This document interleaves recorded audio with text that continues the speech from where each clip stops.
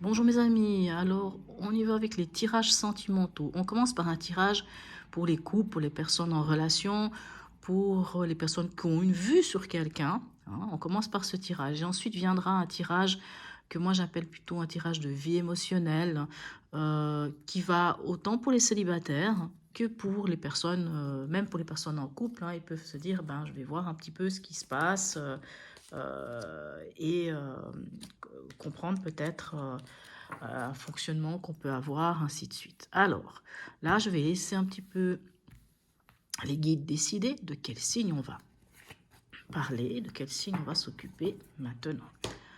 Alors, on y va. On va s'occuper des scorpions. Scorpion, ascendant scorpion, signe lunaire en scorpion. Allons voir à la coupe qu'est-ce que nous avons pour vous, mes amis scorpions. Alors,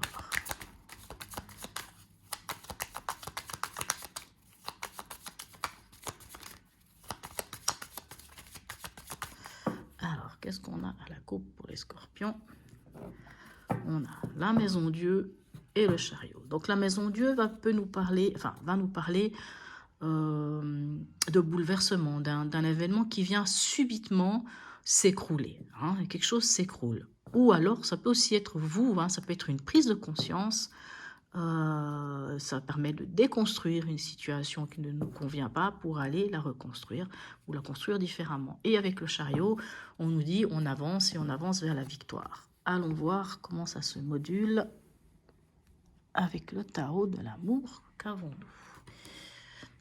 Alors, bien sûr, ça reste des tirages, un tirage général. Ça peut ne pas vous parler, donc vous prenez si ça vous parle, ça vous parle pas.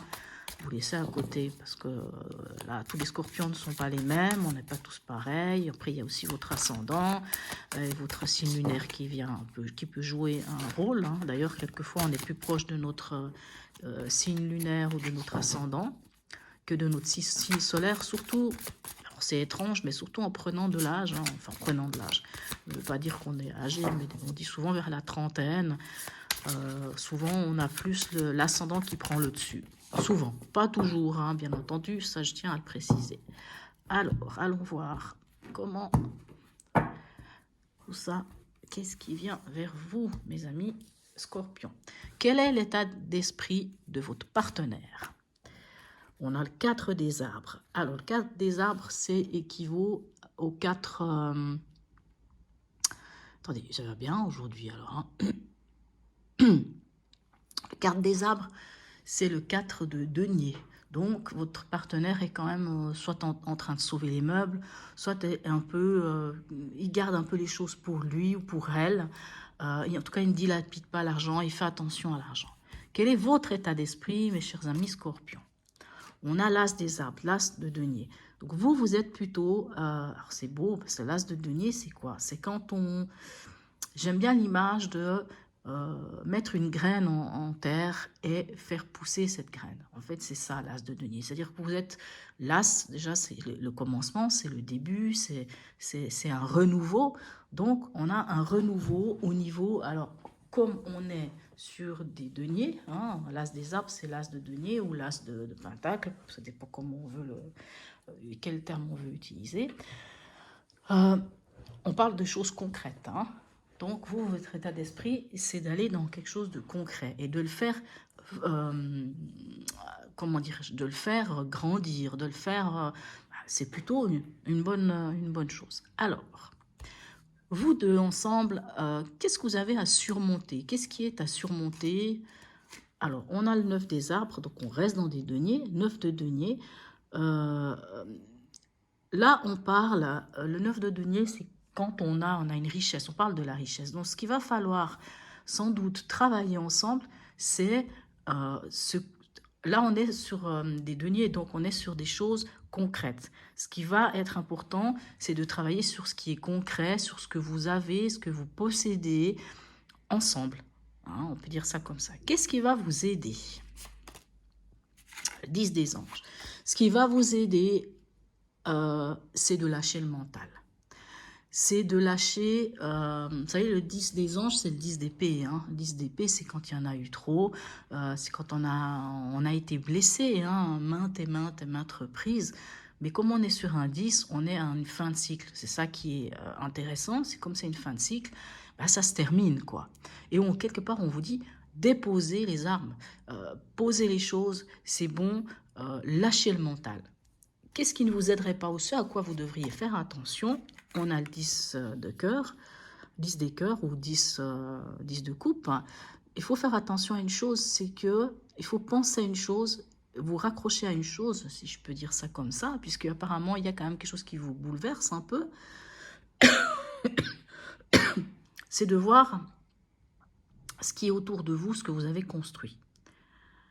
Donc déjà, ce que vous avez construit, c'est la chose principale. Donc là, on parle dans la matière. Hein. Je ne parle pas seulement dans le relationnel, mais dans le relationnel, dans la matière. Admettons que vous avez, je ne sais pas, que vous avez mis de l'argent de côté pour acheter un appartement. Ouais, voyez, ça, ce sera plutôt dans ce contexte-là. Vous travaillez tous les deux, vous mettez votre argent ensemble. Donc ce côté où il y a un côté pragmatique. Et le 10 des cœurs ou le 10 de coupe, lui vous parle de famille, de ce qui est de votre entourage, de l'amour que vous avez ensemble, de ce que vous construisez autour de l'amour. Donc, il faut vraiment... ce qui ne vous aiderait pas, c'est de ne pas tenir compte, de ne pas tenir compte de tout ce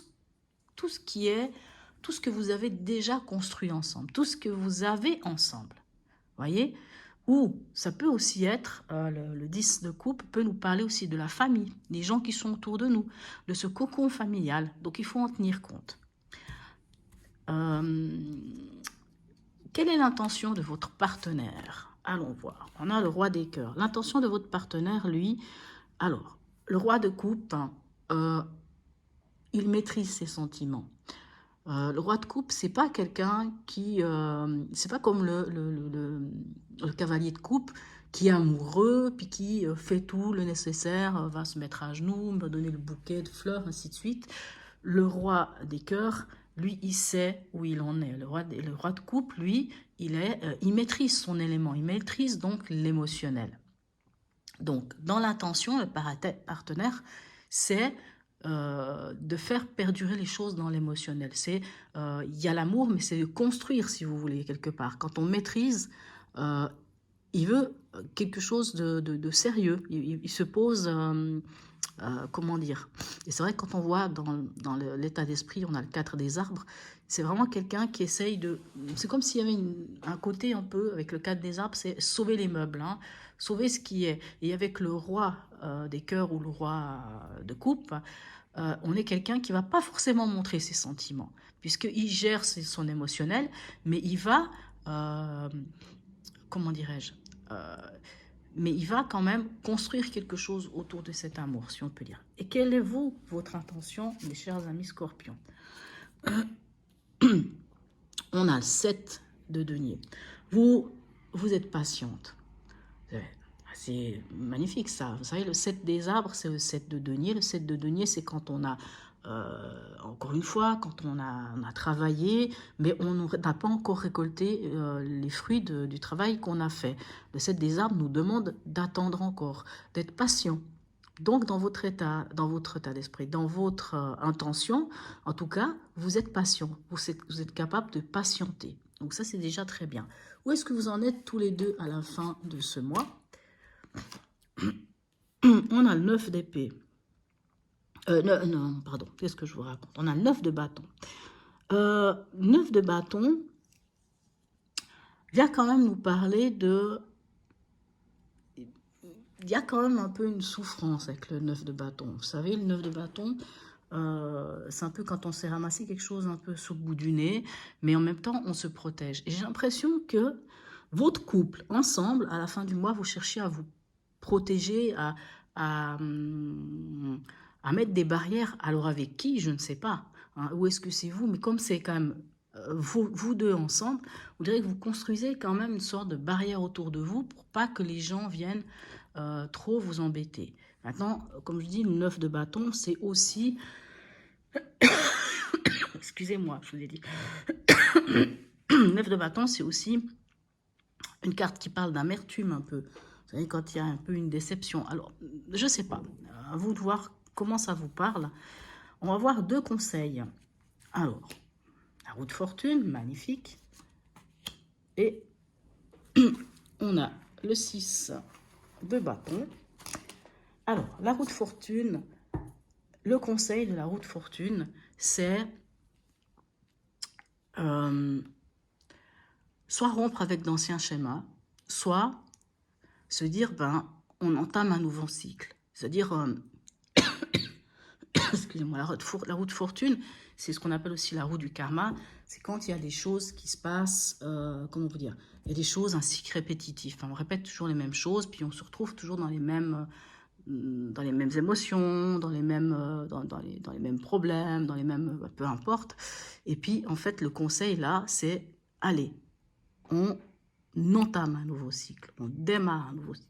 On regarde les choses autrement et on décide de partir d'une manière différente. Et avec le 6 de bâton, on nous dit allez-y, lancez-vous, parce que quoi qu'il en soit, vous serez victorieux. Et c'est vrai qu'avec le chariot, on vous dit la même chose. On dit lancez-vous et vous serez victorieux. Le 6 de bâton, c'est le mineur du chariot. Alors, pourquoi on a cette maison Dieu? Ça, je ne sais pas. Alors, on a l'ermite, on a le pendu. Je pense quand même que ce mois-ci, vous allez être amené à regarder les choses autrement. Vous allez être amené peut-être à vous sentir un peu seul, parce que avec ce 4 de denier, donc l'état d'esprit de votre partenaire, on dirait que lui, il est un petit peu renfermé sur lui-même. Et vu qu'on a quand même ce 10 des anges, ce 10 d'épée qui nous dit il y a beaucoup de choses. Il y a peut-être des choses qui vous ont blessé, il y a peut-être des choses qui n'ont pas été faciles. Et voilà, donc c'est un mois un petit peu compliqué, si on peut dire, mais en même temps, on vous dit quand même de voir tout ce que vous avez construit et de continuer de construire. Et autant l'un que l'autre, vous avez envie que ça aille dans ce sens-là. Et regardez ça, magnifique cette carte, la tendresse. Donc, n'oubliez pas l'amour que vous avez entre vous deux, vraiment, même si vous pouvez peut-être passer des moments un peu compliqués. Est-ce que c'est dû aux autres avec ce 9 de bâton? Ça, je ne sais pas, hein, peut-être. Mais en tout cas, ce qui est bien, c'est que vous avez la patience. C'est que vous avez l'étincelle avec cet as...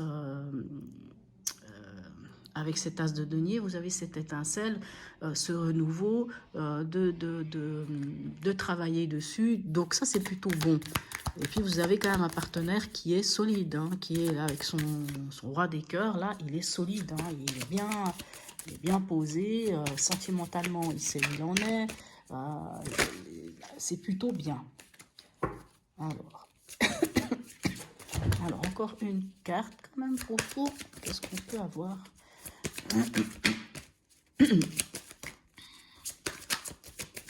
Bon, il n'a pas très envie de tomber. Hein. Alors, qu'est-ce qu'on a pour vous? Alors,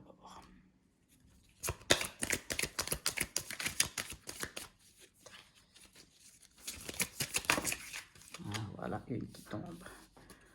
Même deux.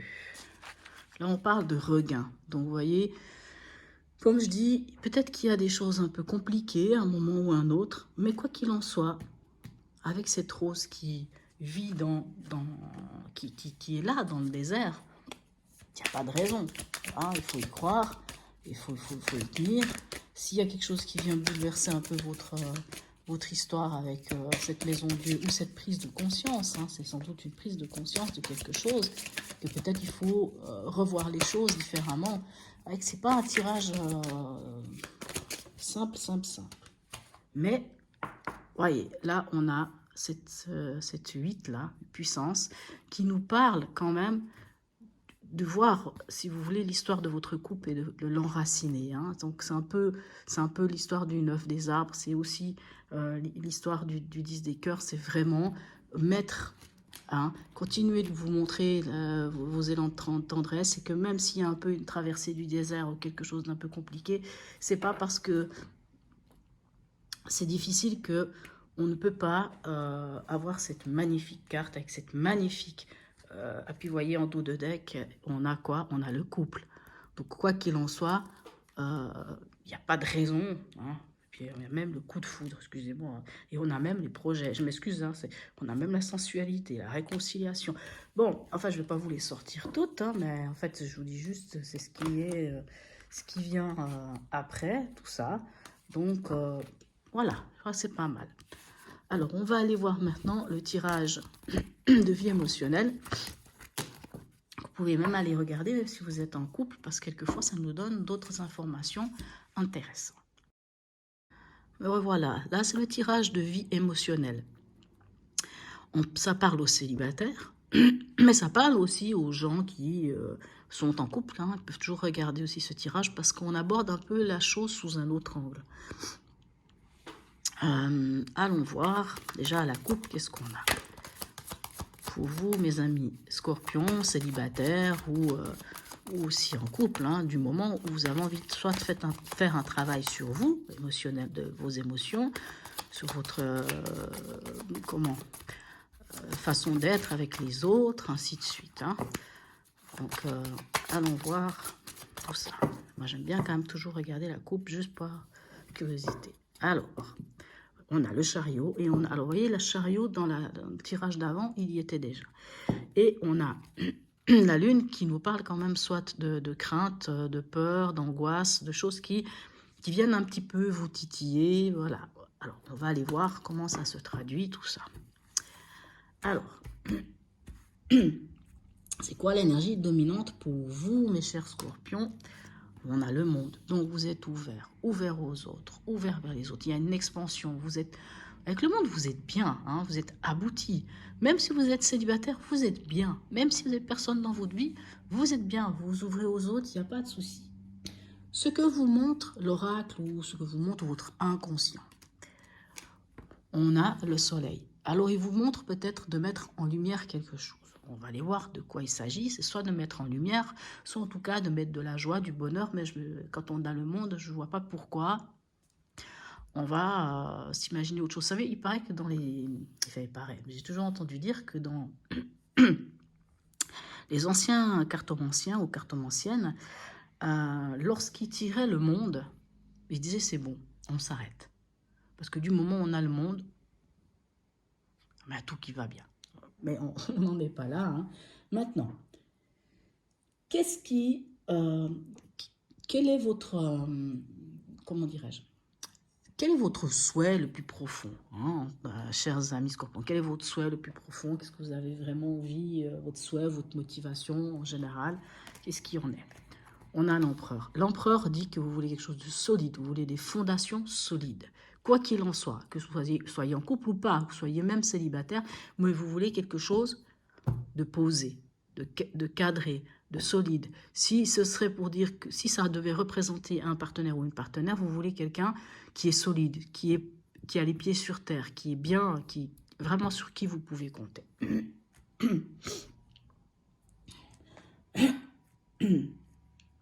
Qu'est-ce qui bloque? Qu'est-ce qui bloquerait cette envie de solidité? Qu'est-ce qui vous bloquerait? Quelles seraient vos peurs? Alors, c'est de faire un choix. Parce qu'on a les amoureux, là. Ce serait de faire un choix. Ce qui vous bloque, c'est le choix du cœur. C'est, admettons, si vous êtes célibataire, alors vous êtes quelqu'un d'ouvert, vous vous ouvrez aux autres, vous êtes, voilà, mais peut-être cette peur de faire le mauvais choix. Puisque là, avec les amoureux, on parle du choix du cœur. Peut-être la crainte de faire le mauvais choix.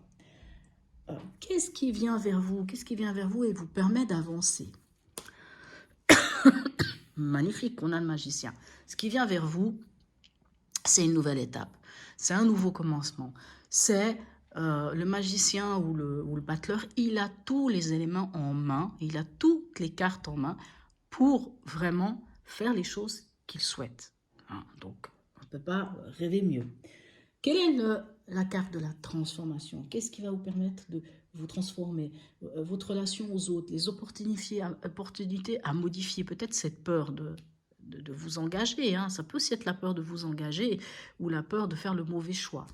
Alors, allons voir. Quelle est la carte qui vient pour la transformation? On a la force. Alors, la force, qu'est-ce qu'elle vous dit? Elle vous dit, Vous savez, la force, c'est, moi je dis toujours que c'est la carte de l'homéostasie. C'est l'équilibre entre le trop et le pas assez. C'est l'équilibre entre l'émotionnel et l'impulsif. C'est, alors, on va vous dire ce qu'elle dit, cette carte, hein, ce qui va vous permettre de modifier les choses, c'est de gérer, si vous voulez, c'est de vous gérer, de gérer entre votre émotionnel et votre impulsif. C'est-à-dire que si vous rencontrez des gens ben, qui ne voient pas ce côté, vous savez, la force, si on devrait lui donner un nom dans le côté négatif de la force, ce serait le borderline. C'est-à-dire quelqu'un qui est ou. Hein, c'est un peu ça avec la force. Ça peut être ou. Ça, c'est le mauvais côté. Mais le bon côté, c'est le côté équilibré. C'est trouver l'équilibre. Et en fait, la transformation, cette carte-là, quand je dis c'est la transformation, quelle est votre opportunité de modifier les choses? Ben, ce sera de vraiment gérer votre émotionnel et votre côté impulsif, gérer le fait que ben, soit vous êtes dans le trop in love ou dans le pas assez, ou, enfin voilà, d'arriver à gérer ça. Alors, quelle est l'issue à court terme? Alors, on était à l'envers, je ne sais pas pourquoi. On a la roue de fortune. Il me semble qu'on l'avait déjà avant. Et quelle est l'issue à long terme? On a l'ermite. Ce qui n'est pas du tout négatif. Hein. Et juste voir l'énergie. Magnifique, regardez-moi ça. Waouh! Alors moi, je vous dirais que oui. Si vous êtes célibataire et que vous vous posez la question, est-ce que je vais finir par rencontrer quelqu'un? Moi, j'ai envie de vous dire oui. Parce que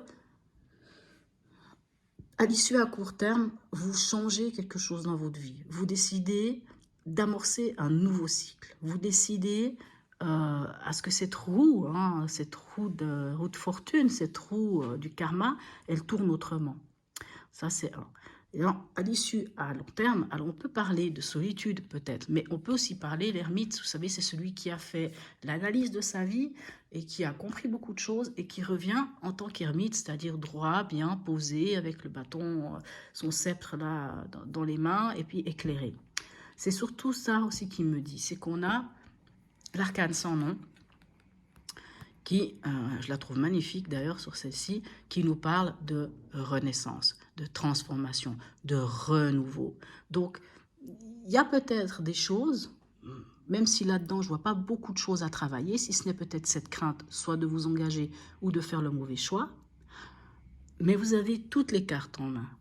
Alors peut-être qu'il faudra encore rentrer en introspection, possible, mais quoi qu'il en soit, vous allez vers quelque chose de nouveau. Donc moi, je pense que si vous êtes célibataire, en tout cas, vous avez de bonnes chances pour pouvoir rencontrer quelqu'un, pour pouvoir vous ouvrir à quelqu'un.